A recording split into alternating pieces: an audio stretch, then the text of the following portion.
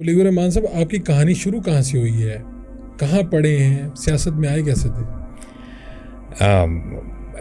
میری اسکولنگ جو ہے وہ primary education Dominican convent school Bahawalpur سے ہوئی، اور سیکنڈری اور ہائر سیکنڈری ایجوکیشن جو ہے وہ صادق پبلک اسکول بہاولپور سے ہوئی۔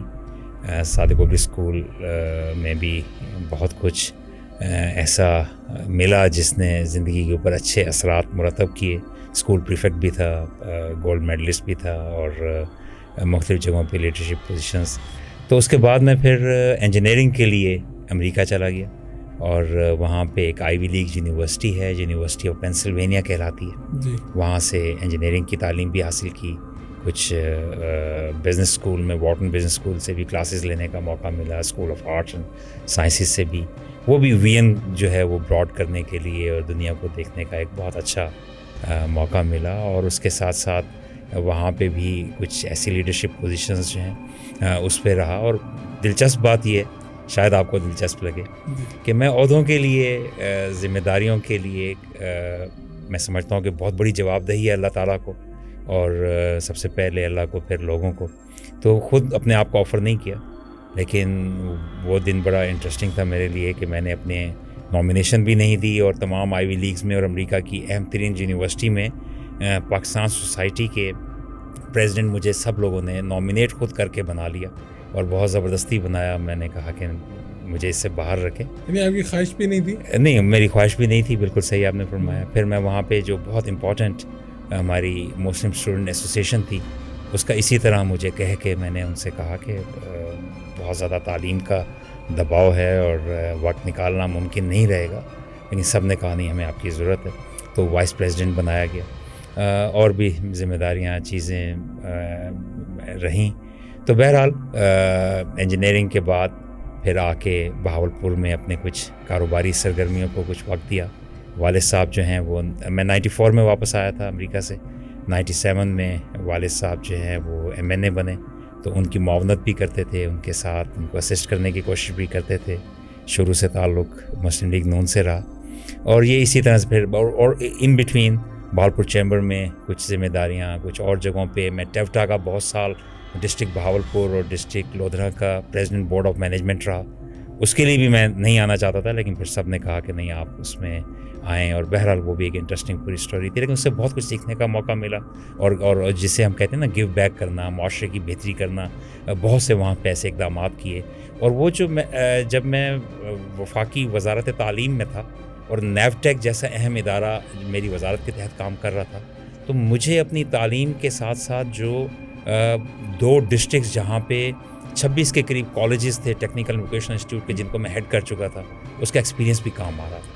جب میں 2008 سے 13 پہلی دفعہ ایم این اے تھا، اس وقت وہاں پہ جو